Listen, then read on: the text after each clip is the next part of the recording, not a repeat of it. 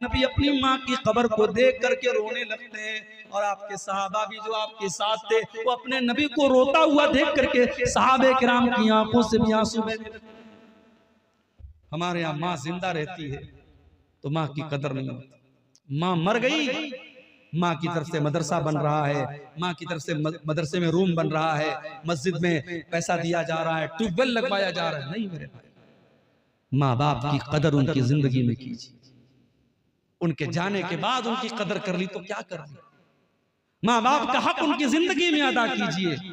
अल्लाह के नबी की मजबूरी थी, आपने अपनी माँ को 6 साल की उम्र में खोया था। आज माँ की ममता याद आई, माँ का प्यार याद आया, आप रोने लगे, माँ की कब्र पे आप रोने लगे और रोते हुए आपने सहाबा से कहा कि ऐ मेरे सहाबा, मैंने अल्लाह से इजाजत मांगी थी कि ऐ अल्लाह, मैं अपनी माँ के लिए मग़फ़िरत की दुआ करना चाहता हूँ, लेकिन अल्लाह ने मुझे अपनी माँ के लिए मग़फ़िरत करने की इजाजत दी। ये कितनी बड़ी बात है, ये कितनी बड़ी बात है कि अल्लाह के नबी अपनी माँ के लिए मग़फ़िरत की दुआ नहीं कर सकते, क्योंकि आपकी माँ का खात्मा तौहीद पर नहीं हुआ था। मेरे भाइयों, अगर हमारी माँ मुसलमान है, हमारा बाप मुसलमान है और हम जब दुआ के लिए हाथ उठाते हैं तो अपनी माँ के लिए और अपने बाप के लिए अगर हम रहमत की और मग़फ़िरत की दुआ करते हैं, हम बहुत खुश नसीब है मेरे भाई। दुनिया में लाखों लोग हैं जो इस नेमत से महरूम हैं। बंबई का एक नौजवान था, वो गैर मुस्लिम से मुसलमान हुआ था, बड़ा अच्छा नौजवान है, दावत का काम करता है, कभी कभी मुझसे मुलाकात होती है। मैंने पूछा कि भाई तुम्हारे माँ बाप का क्या हुआ, तुम्हारे माँ बाप ने कलमा पढ़ा कि नहीं पढ़ा, तुम्हारे माँ बाप ने इस्लाम कबूल किया कि नहीं किया। उसकी आंखों से आंसू आ गए और रोने लगा। कहा मौलाना मेरा बाप तो उसी हाल में मर गया, माँ जिंदा है, बहुत मेहनत कर रहा हूँ, बहुत कोशिश कर रहा हूँ, दुआ कीजिए अल्लाह मेरी माँ को हिदायत दे दे। मेरे भाइयों, मैंने उसकी आंखों में दर्द देखा। वो दर्द ये था कि मेरी माँ इस लायक भी नहीं है कि मैं अपनी माँ की मग़फ़िरत की दुआ कर सकूं। मेरे भाइयों, अगर अल्लाह ने हमें इस लायक बनाया है कि हम अपनी माँ बाप की मग़फ़िरत की दुआ कर सकते हैं तो ये बहुत बड़ी बात है। अल्लाह के प्यारे नबी सल्लल्लाहु अलैहि वसल्लम कह रहे हैं कि मैंने अपनी माँ की मग़फ़िरत की दुआ मांगी। अल्लाह ने कहा नहीं, ऐ मेरे नबी, आप अपनी माँ की मग़फ़िरत की दुआ नहीं कर सकते। उसके बाद मैंने अल्लाह से इजाजत मांगी कि अल्लाह, मैं अपनी माँ की कब्र पे जाना चाहता हूँ। अल्लाह ने कब्र पे जाने की इजाजत दी, लेकिन मग़फ़िरत की दुआ की इजाजत नहीं दी। ऐ मेरी उम्मत के लोगों, तुम भी कब्रिस्तान जाया करो, फ़इन्नहा तुज़क्किरुकुमुल आखिरा। कब्रिस्तान जाने से मौत की याद आती है। पता ये चला कि कभी कभी हमें कब्रिस्तान जाना चाहिए, माँ की कब्र पे, बाप की कब्र पे, या नॉर्मल आम कब्रिस्तान में भी हमें जाना चाहिए, उससे हमें आखिरत की याद आती है। इसमें कोई हरज की बात नहीं। तो अल्लाह के नबी की आंखों में उस मौके पर भी आंसू आए। और आगे बढ़िए, एक दो वाकयात और सुना के हम बात खत्म करेंगे। एक और मौके पर अल्लाह के प्यारे नबी की आंखों में आंसू आए थे। ये इब्ने माजा की सही रिवायत है।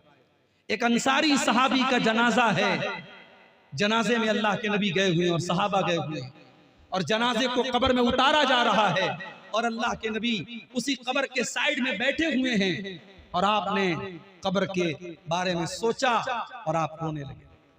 कब्र के बारे में सोचकर और कब्र की जिंदगी के बारे में सोचकर कि अल्लाह के नबी रोने लगे और रोते हुए आपने अपने सहाबा से कहा लिमिस्लि हाज़ा फ़अइतु या इख़वानी, ऐ मेरे सहाबा, इस कब्र में तुम सबको जाना है, इस कब्र में जाने की तैयारी करो।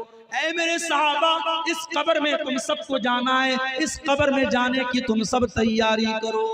मेरे भाइयों, हम जमीन जायदाद बनाते हैं, हम दौलत इकट्ठा करते हैं, हम दुनिया में बहुत सारी चीजें बनाते हैं, मगर हम कभी गौर करें, जब हम मर जाएंगे, जिस दिन हमारा इंतकाल हो जाएगा, 2 गज जमीन के अंदर हम जब दफन हो जाएंगे, मिट्टी के नीचे हम दफन हो जाएंगे और कोई जमीन हमारे साथ न जाएगी, कोई जायदाद हमारे साथ न जाएगी, कोई दौलत हमारे साथ न जाएगी, सब ठाट पड़ा रह जाएगा जब लाद चलेगा बंजारा। मगर आज हालात ये हो चुके हैं, इंसान इतना कठोर दिल हो चुका है, कब्रिस्तान जाकर के भी हमें मौत याद नहीं आती है। कितने बदनसीब हैं, कब्रिस्तान जाकर के भी ठाका लगाते हैं, कब्रिस्तान जाकर के हंसते हैं, मोबाइल देखते हैं, जनाजे में गए हुए हैं, हंसी मजाक कर रहे हैं, कब्रिस्तान में भी अगर मौत याद नहीं आती है, सोचो मेरे भाई, हमसे बड़ा बदनसीब कौन होगा। कभी कब्रिस्तान जाओ तो सोचो ये कौन सी जगह है बड़े बड़े बादशाह यही दफन हैं, बड़े बड़े अमीर उमरा यही दफन हैं, बड़े बड़े ताकतवर यही दफन हैं। ये वो कब्र की मिट्टी है जिसने ताकत वालों की ताकत को खाक में मिला दिया, दौलत वालों की दौलत को खाक में मिला दिया।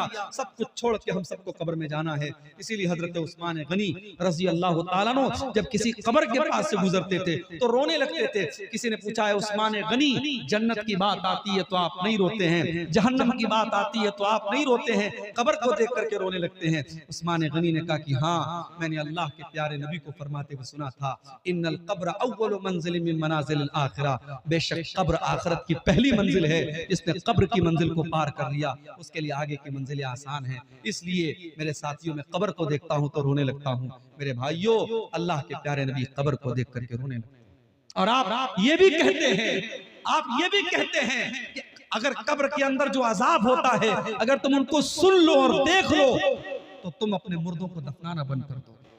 और आपने ये भी फरमाया, लौ तालमून मा आलम, जो मैं जानता हूं अगर तुम जान लो, लज़हिबतुम कलीलन व लबकैतुम कसीरा, तो तुम्हारी हंसी बहुत कम हो जाएगी और तुम बहुत ज्यादा रोने लगोगे।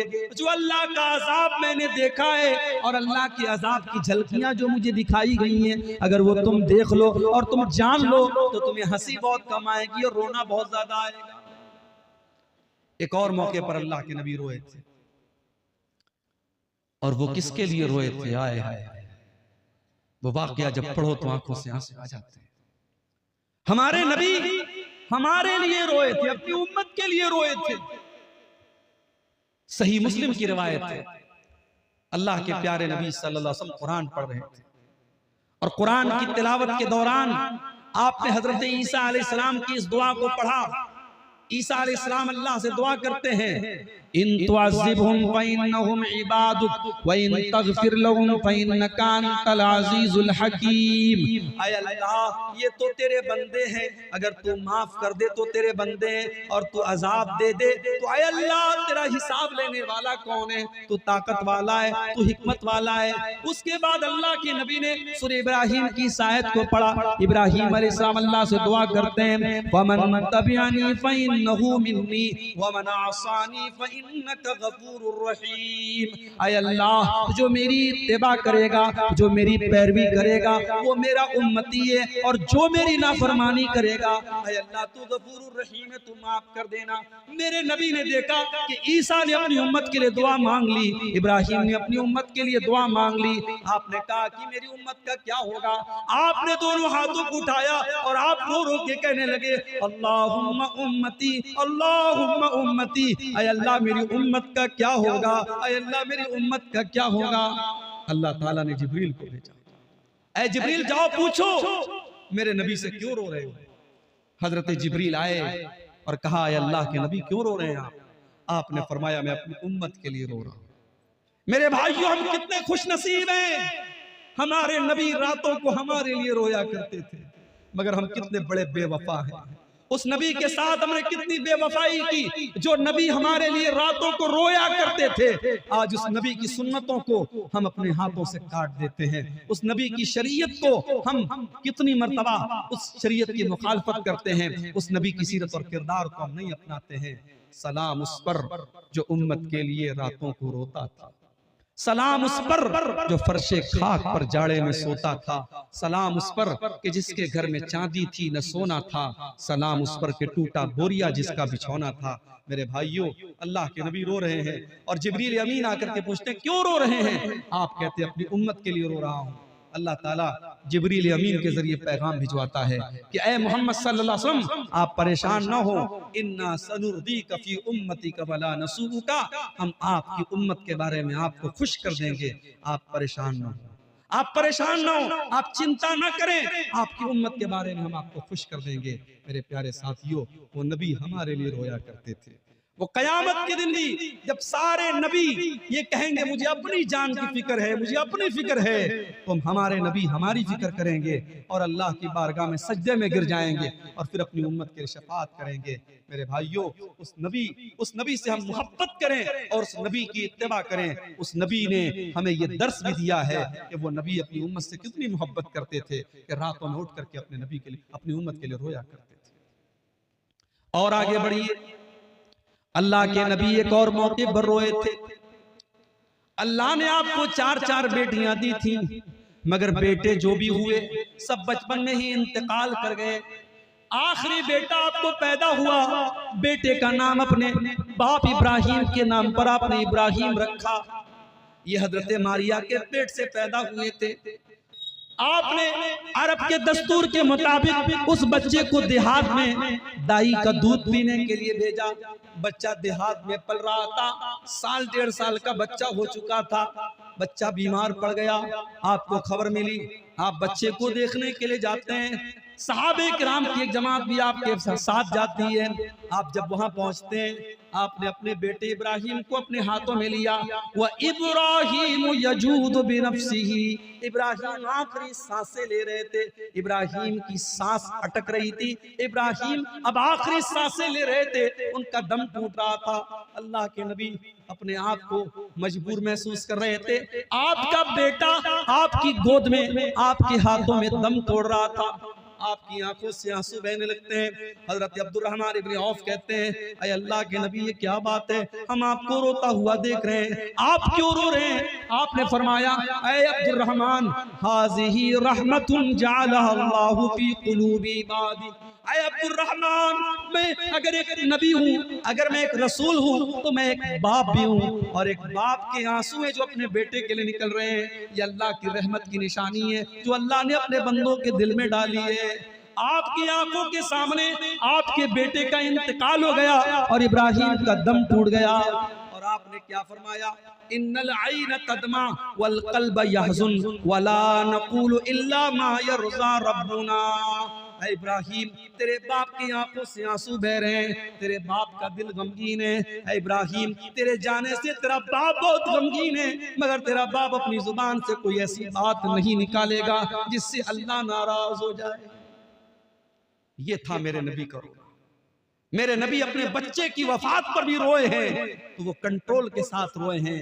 वो रोना ऐसा नहीं है आपने कपड़े फाड़े हो, आपने सीना पीटा हो, आपने कोई ऐसी बात कही हो। आज उसी नबी के नवासे की शहादत के नाम पे हर साल मुहर्रम में पूरी दुनिया में क्या क्या नहीं होता है मेरे भाइयों। काश दुनिया को ये बात समझ में आती कि मेरे नबी ने गम के इजहार का तरीका भी बताया है।